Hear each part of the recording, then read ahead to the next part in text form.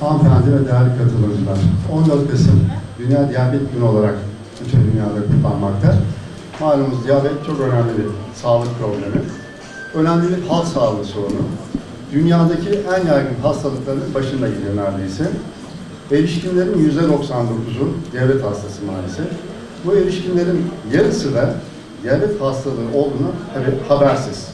Yani diyabet hastalığı bütün yıkımı yaptıktan sonra haberleri oluyor. Böyle bir handikapımız var. Bu yüzden farkındalık çalışmaları bizler için çok önemli.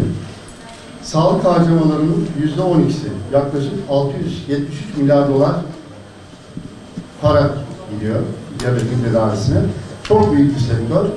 Öyle de olunca akla ister istemez tedavisi geciktiriliyor mu acaba diye halk arasında bazen böyle söylemler olabiliyor. Değerli katılımcılar, şeker hastalığı 2015 yılında 415 milyon kişide varken, dünya genelini söylüyorum, 2040 yılında 642 milyon insanın diyabet hastası olacağı hesaplanıyor.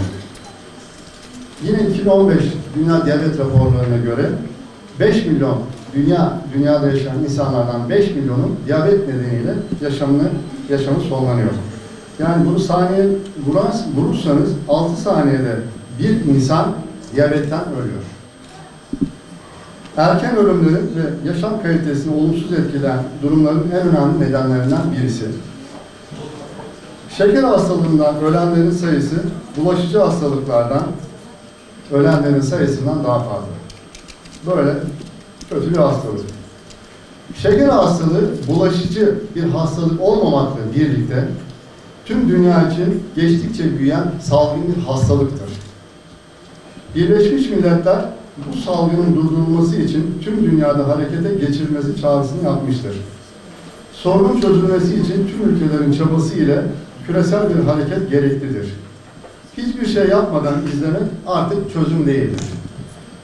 Efendim ben sözleri fazla uzatmak istemiyorum. Sözü doktor arkadaşımıza bırakacağım. Bizim halk sağlığı çalışmaları hakikaten çok önemli. Farkındalık yaratmamız gerekiyor bütün hastalıklar konusunda. Evet, konuşmalarından dolayı Sayın Ömer'e teşekkür ederim.